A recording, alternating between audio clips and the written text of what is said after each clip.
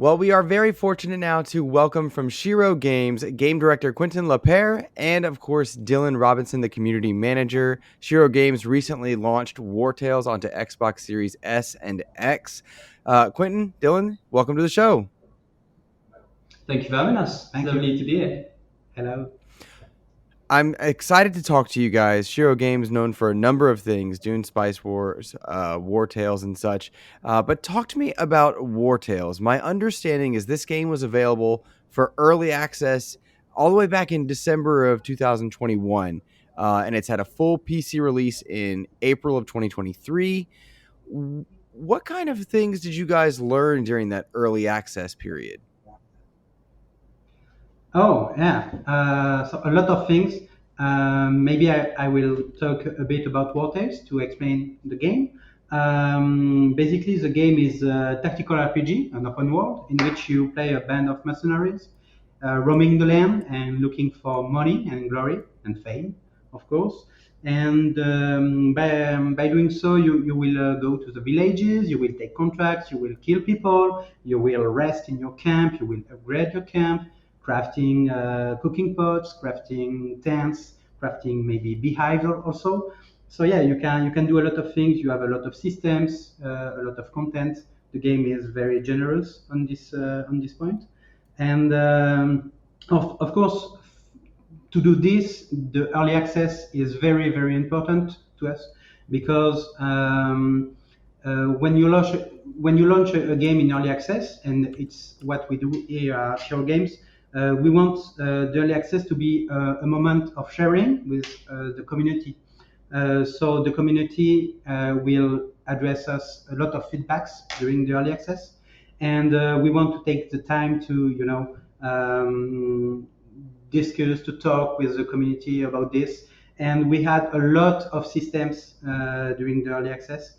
For example, the confessions, the system of relationships, new regions, new systems, new content, and the early access is very precious for us because it's the type of game in which you have a very large community, which is also very vocal, and they have a lot of ideas because the game is very free. You can you can be whatever you want to be in the game. You can be a thief, you can be a merchant, you can be an explorer, and our player base had a lot of ideas how to improve on this. And yeah, the early access was a good time of upgrading the game, I would say. I'd also add that the main thing that we learned was taking into account our vision and adapting it with, as Quentin said, player feedback and making a game together. Well, that begs the question then, what was the vision of the game early on? What was it you guys were trying to accomplish? So to answer to this, I would say like Nicolas Canas, which is the CEO of Shiro Games, wanted a game in which you play not only one mercenary but a band of mercenaries. You had a lot of games in which you play a more action-based game, and here we wanted a game about management, about more tactical deepness, I would say. And the main idea was to have a nomadic band of mercenaries. That's why you don't settle in the game. You always have your camp with you, and you upgrade your camp. You craft new camping gear, and the main idea, yeah, was okay. You will roam the land freely, doing a lot of missions, a lot of contracts, going to various regions with different biomes, and you will never settle on one place only. And it's very the main vision of Wartales was this, and this is why we never did like you can buy your land or you can buy your kingdom or you can settle your own kingdom. You are basically nobody in the game. You are not the heroes, solving huge problems. You are only, like very low people and dying in the mud, in the blood. and this is the game. You have a permadeath in the game for your mercenaries. So we didn't want to have only one main character. The camp was the main character in some sort of ways. So yeah. It's interesting to me because in reading about War Tales and in watching a lot of the coverage, my understanding, each region has a storyline, but there's no main quest line. Is that correct? Yeah, yeah, it's correct. Yeah. Talk to me a Basically, little bit about that. yeah. So as I said, we didn't want a main storyline because we were a bit tired of the games that tell you what to do. We Mhm. wanted the player to, be inventive, be free to do what he wants to do. So we didn't want a main quest. Also because we didn't want the player to be the problem solver of the world. You are just, mercenaries, and your guys have ideas. They have also desires. They can die. So yeah, we only wanted to have little scenarios in each region. So you can go in a region, you can do a scenario with quest, etc. But you will not solve a huge problem that are bigger than you, I would say. You will only maybe affect the end of the scenario in a way or another, maybe good or bad for you, but the game is always gray. We don't tell you what's good in the game or in the universe because we are not Manichaean. Manichaeus, I would say. I don't know the word. La différence, le bien, le mal. The good and Yeah, the there is a sort of good and evil. It just depends on it's a question of point of view. Mhm. yeah, that's right. Gotcha. You will never do something that the games will tell you that is good. You Mhm. will only do things, and there will be consequences, good or bad for your troop, but not very good or bad from a moral point of view, I would say. Mhm. That has to be, one, fun to make, but two, probably have to do a lot of tweaking. And I guess you talked a lot about talking to the community for feedback during early access and adjusting to create like a system of actions and consequences that didn't have a moral good or bad. That had to be difficult, I would think. Yeah, it's not very easy, but to be honest, we had ideas in meetings. We here at Euro we do a lot of meetings in which we throw ideas. And once we just throw from a fun idea, we just commit on it, and we want it to be in the game. So it's hard from a balancing point of view, if you want, but it was very fun to do because the development is done from this perspective, and the whole game is like this. That's why you have a lot of humor in the game, Mhm. very funny situations, very maybe Mhm. sometimes very comic situations, especially with animals, because Mm. yeah, animals are a huge thing in Wartales. You can take them, you can give them roles for your troop, you can name them Captain. captain. Yeah. So yeah, so all these things are based on, okay, we want to do a game that we love, that we would like to play, Mhm. um, and not a game that will just answer to a market or a player base. Also, we Mhm. want a game which is like us. In creating a tactical RPG, you guys have a lot of systems in play, not just Yeah, combat, not just an economy, but I've watched players, uh, raid things, make use of the animals, destroy camps, build camps. There's a lot of systems in play here. Yes. yeah. Basically, what is it? Just a huge System of systems. system of systems. Yeah. The main idea was in each region. Also, we want the player to do something different from what is done until now, and we during the early access and now also we keep adding new systems. So yeah, as you said, you have the combat, we have the camp, we have also the Tomb of the Ancients, which is a sort of dungeon crawler in which you have the light and you have to play with the light in combat. We have the Roost, which is a type of sport, maybe like rugby or American football. We also have Forsaken Villages, so it's close to what was, the zombie mode of Call of Duty. We also have the path systems in which you can be a thief. So basically, the paths are, so for example, crime and chaos. So you can be a thief, and you have bonuses and upgrades and quests in this path. But you can also be a merchant, so you will go to the path of merchant, and you have new systems that will unlock also with the levels. It's passive. Yeah, It's a passive system. Yeah, it's a passive system. Yeah, you have also professions and jobs. Yep. You can be a blacksmith, alchemist, miner, etc. And these professions also have mini games. Yeah.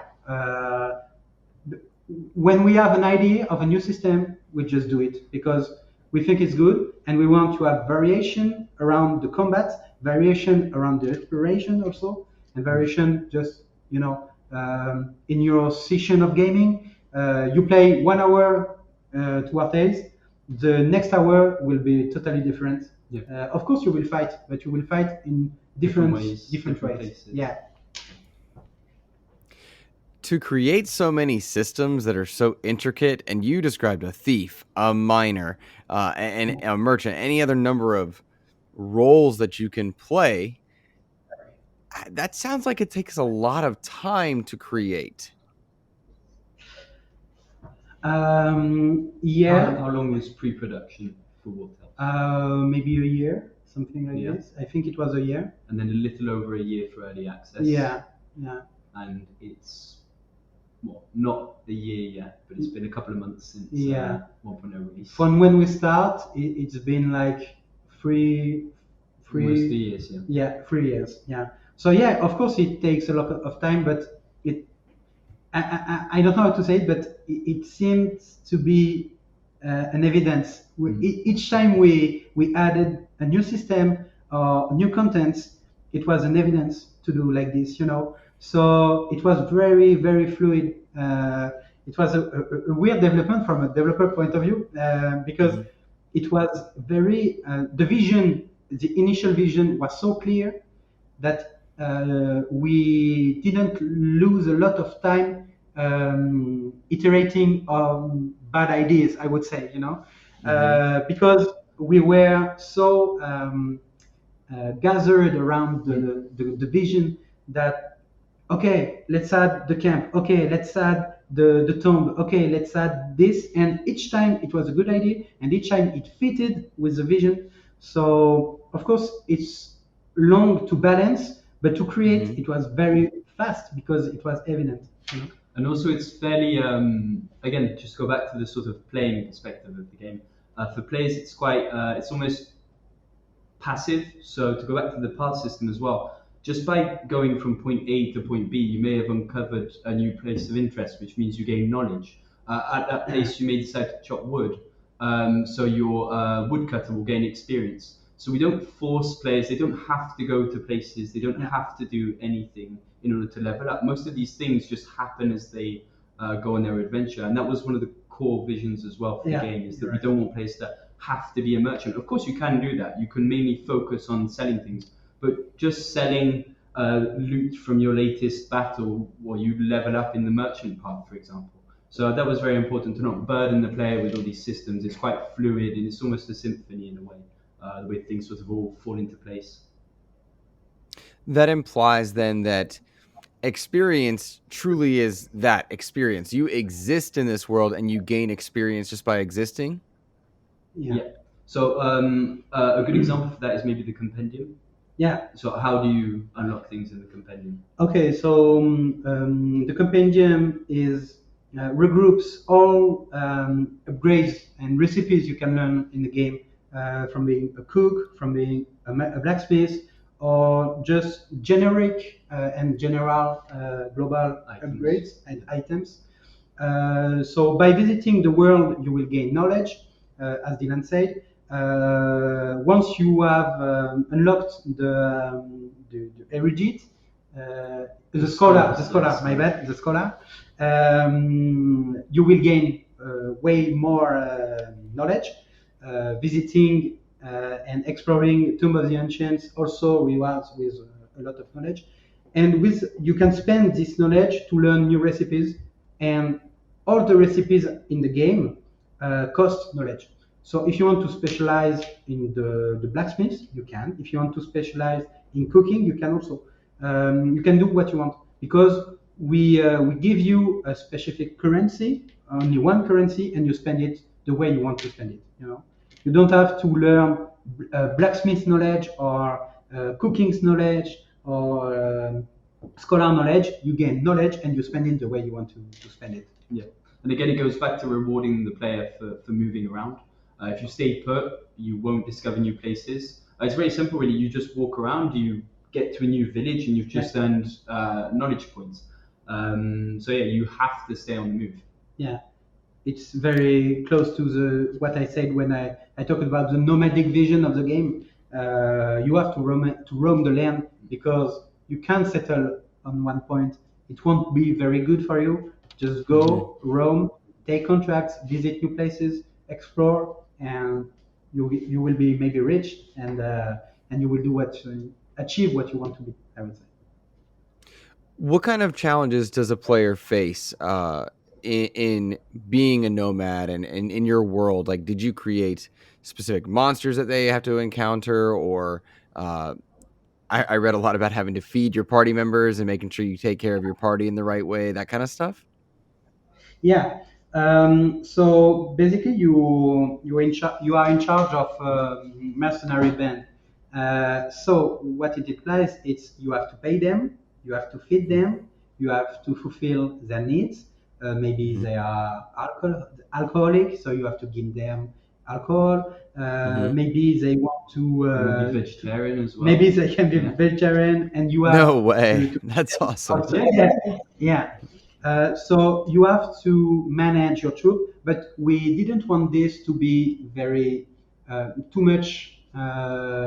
Too difficult. Too difficult for the player to manage, because the art of the game was not to manage your troop and be suffocating, because you can't pay them and you can't just feed them. It was more, okay, just roam, do things, and you will be able to buy food. You will be able to pay your guys. You guys will be happy. Because they are happy, they will gain more experience. They will, develop relations between them. It will be good for you. It will be good for the game. So yeah, it's more than a positive. I would say a positive way to feedback the player is, if you treat your mercenaries well, you will be rewarded for this. So it's a little bit of a challenge, to be honest, especially in extreme and hardest difficulties of the game. But it won't be very tough to manage. However, you will have a lot of challenges in the combat, because you will face maybe bounties that are very hard to beat. You will face also hideouts of bandits. It's hard to kill. Each system has its own combat system, so you will have to learn how to fight in a tomb, because you will need light. You will have to learn to fight in Forsaken villages. You will have to learn to fight in arenas, because arenas is 4 versus 4. So you need to have 4 good guys in your troop. You will have to fight champions that are basically just war bosses with a strategy. And if you are awake at night, you will maybe encounter the ghost pack that will maybe make you guys flee in terror during fight. So yeah, the challenges are very numerous in the game because the world is dangerous. If you sleep close to bandits, maybe they will attack you at night. But you can also add a stool in your camp to reduce, the danger level of you. Lookout tower. Yeah. So yeah, the challenges are both combat and management, but the management one is very thematic.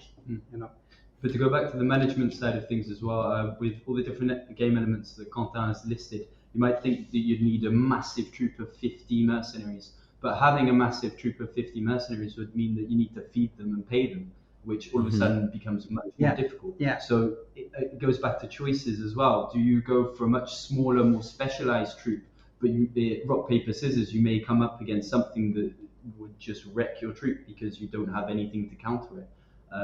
So yeah, that's definitely one of the challenges. And it goes back to the regions as well. Each region, for example, Harag's marshlands. There's a lot of poison. There's different things that you would need to counter. So I'd say one thing that's probably interesting is you can't necessarily be good at everything you're right. with one troop. You have to make choices and sacrifices as well. It depends on the player. If you want to play with a band of 30 mercenaries, you can do it. But if you want also to play with only one mercenary, you can also do it if you want. And that's what we wanted to do for Wartales. It's like there is a game for everybody, and we wanted system to be adaptive to this. So you can play with 30 people, or you can play with only one people or one guy. So at the beginning, players are able to choose their party, like a standard role-playing style? Yeah. At first you can select a troop to start your adventure. It's from a predefined list of starts. Yeah, because we also wanted, we didn't want the player to min-max from the beginning. Yeah, min-max from the beginning. Taking like 2 hours to very looking for the best build. Do you want to maybe talk about how a player would start at the beginning, the choices to make your troop? Yeah, so you select 4 people with a background, maybe old merchants, maybe deserters from the Legion. You will give them a quality that will give you a bonus, but you will also give them a negative trait. Maybe they sleep hard, so the heavy sleepers. Yeah, heavy sleepers. Maybe they. So that would increase the risk of being ambushed at night. Yeah, by 10% to be exact. Yeah. Yeah. So this, and then after this, you can customize your troop, the haircuts, the skin, etc. And you will also be able to choose starting skills, secondary starting skills, because every guy in your troop will be wearing a special weapon type, maybe a bow, a sword, a polearm, etc. Which is also defined by the backstory as well. You can't pick from the different weapons. Yeah. At the beginning. You're right. Gotcha. And then you go in the world and you start your adventure. Did your community, when you guys were either in early access or even now, did they have a lot of impact in how you guys decided to set up that starting party or the system involved for creating that party? We have a very good example which was implemented after 1.0. I can't remember if it was in the last community update or the one before. A big part of feedback. Some feedback was some players didn't feel that the backstory was impactful later on in the game. It was impactful at the beginning because it defined your starting troop. and some of the starting resources. So one thing that we did to go back to the path system is that depending on the backstory, you would have a bonus to gain experience in that path. So, say you're deserters from the Legion, you'll be able to earn experience quicker in the Might and Glory path, which is based around combat. So each starting backstory would influence your gameplay all the way through to the late game. Yeah. Maybe there's something else as well for the start. Yeah, so no, but basically we resources. added a lot of customization also because it was a very highly requested feature to be able to customize more the guys. Also to select starting traits, giving bonuses, giving maluses. And yeah, basically we added a lot of things. Yeah. You guys took what I would argue is a very PC heavy game. Like there were a lot of menus and adjustments for a tactical RPG, and you translated that to Switch in September, or it came out in September. So you translated it prior to that, and then you brought it to Xbox in late October. Can you talk a little bit about bringing the tactical RPG genre, specifically in Wartales, to the console space? Yeah. So at first, when we started working on the game, we already knew we wanted to launch the game on consoles. So we also thought of, I mean, every window, every decision we did and we took in the game was done with the idea we needed to have this on console. So I would say it has fastened the development. Made it easier. Yeah, made it way easier. So basically, the controller in Wartales is was of course a challenge, but it's very because it's for example in dioramas, which are the places of interest, it's very point and click. Yeah. So we did put a lot of work into making sure that the feel of playing Wartales with a controller would suit console players and more casual players as well. If you want to play Wartales on your sofa, on your big screen TV, then you can. And that was very important to us, is making sure that players were able to have the same experience of the same game, but just adapted to how they want to play it. Yeah, because as Dylan said, of course it's a new player base. Of course, the console players are very different because, as Dylan said, you can play on Wartales on your couch, whereas our main community was playing, on PC. So we have to adapt to this because we want it to be comfortable, to be the best experience possible. And to do this, we really worked hard for the controller. And personally, I love playing with the controller because it's like very more casual, I would say.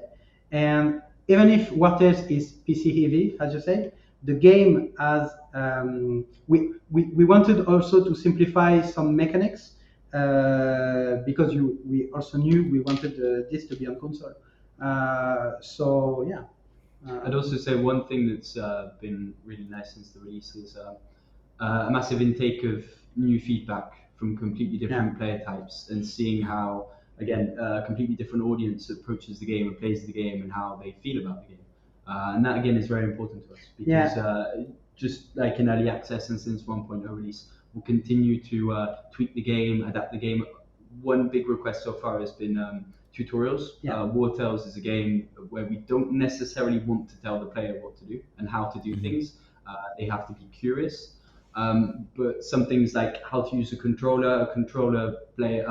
console player is used to a controller tutorial, for example, with the different keybinds and stuff. So those are things that we're looking into implementing as well to help give them a smoother experience from the get-go.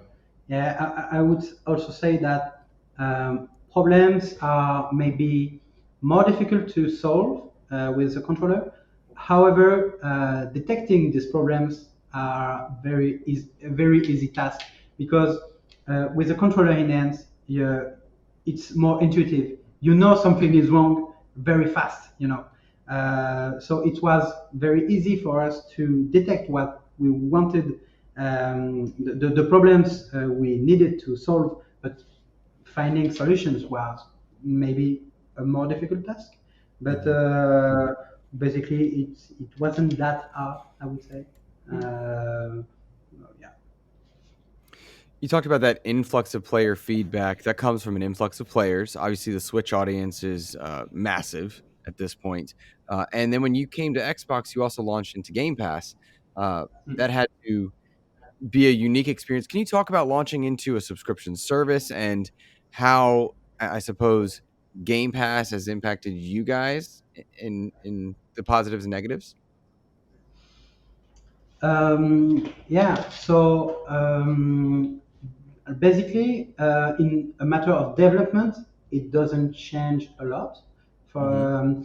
However, of course, launching of the Game Pass is a big opportunity for I would say any studio because you can reach a new audience. You would not have on PC. PC. Um, and of course, it's like, as Dylan said, we can learn and improve ourselves as a studio Hmm. on console, because we need to learn, of course. Hmm. We keep learning how to make good games and how to make good games on consoles, which was not at first our predilection market, I would say. So yeah. Also, Microsoft is helping us doing the game for the Game Pass. So it's very important to us because of course, they have knowledge, Yeah, expertise as well. I a, mean, a it's lot of expertise. Microsoft's. Yeah, it's Microsoft Yeah. basically. So it's very helpful for us, and they also have a powerful and a power of communication, I would Yeah. say. So it's very important for us also. Yeah. Yeah. So I definitely Did say that we love working with Microsoft. For example, they invited us to the Paris Games Week, which is a big gaming convention in France for the release Mhm. of Wartales, which was an amazing opportunity to to meet the different teams and discuss things with them and launch Wartales Yeah. on Game Pass. Did you all see kind of that influx of players trying out the game? How so?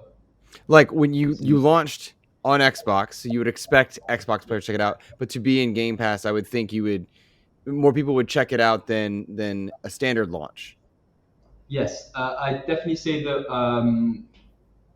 for PC players, a lot of sort of the talk on social media and stuff that we've seen was they'd seen it on Steam, they didn't get around to trying it, and they've just tried it out on Game Pass and they love the game, Mhm. which for us is amazing. I'd say console as well. Yeah. We've seen a massive influx of players, different feedback that we've said. I don't know if you, Quentin, would like to say Yeah, something about that. because with the Game Pass, people are more tend to try a game they wouldn't have birthed from by themselves, I would say. So we have a lot of players that would not have purchased the game on PC, Mhm.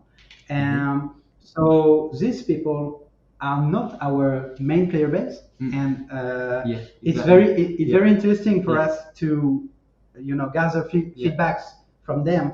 People that haven't played turn-based games before. Yeah, They see the Wartales as an open world game and they might try it, and now they're hooked on turn-based games. yeah, Which is always lovely to yeah, hear. yeah. Right. I anecdotally can agree with you. I when I told my community that I would be chatting with you guys, they were thrilled because several of them had tried out the game via Game Pass. They just like you had said, Quentin. They saw it on Steam, knew about it, and then when it was there in Game Pass, they're like, "All right, I'm gonna have a go." And Yeah, Dylan, some of them have never played tactical RPGs before, so they were just like, what is this?" It was a neat kind of anecdotal parallel to what you were saying, for sure, for Exactly. sure. Yeah. Guys, as we wind down, I want to open the door for anything that maybe we haven't covered that you'd like to point players to, or maybe spotlight something that we haven't talked about yet. Is there anything on your mind? Big Quentin, is there question, anything? right? I don't know. It's quite a big game, so no, yeah. What I would say is like I would like to say thanks to our community because um, And our new community, especially. yeah, Yeah, from Game yeah, Pass. you're right. Because it's like very important to us as developers to have a lot of feedbacks, because we create games, we create things, we have ideas, we bring them to life, and we see people playing it, we see people enjoying it, and it's very, very. It's lovely to see. Yeah, it's Yeah. like, okay, we can bring so much to people, and people bring so much to us Yeah. also, So, yeah, a big thanks because it's like it has been an amazing journey, and it's only the beginning Yeah, exactly. for Wartales, and we need and we love reading feedback. Yeah. So keep on doing so because it's like I think for Wartales, I would like to say like the game is built with the community from the start because it's in his DNA. I would Yeah. say it's the way we design the game and the way we want to keep designing it for the years to come. So yeah. No, so that's Yeah. well said. Yeah. There you go, guys. Well, listeners, if you're interested in War Tales, it's available on PC, it's on Switch, and of course, Xbox and via Game Pass. So I'll encourage you guys to check it out. Dylan, are there any socials we should point listeners to? Yeah, Wartales_game on X or Twitter, whatever you want to call it. Wartales on Facebook. You can check out the Shiro Games YouTube as well. There's our Reddit, Wartales Game. I think there's also our Discord. I don't know if I could send you a link maybe later. Sure. For Link in the them to description, join. guys. Exactly. So yeah, feel free to join us and say hi and discuss Wartales with other players. There you go. Well, gentlemen, thank you for joining me today. I'm so looking forward to the feedback and watching people discover War Tales. Have a fantastic rest of your week, listeners. Take care.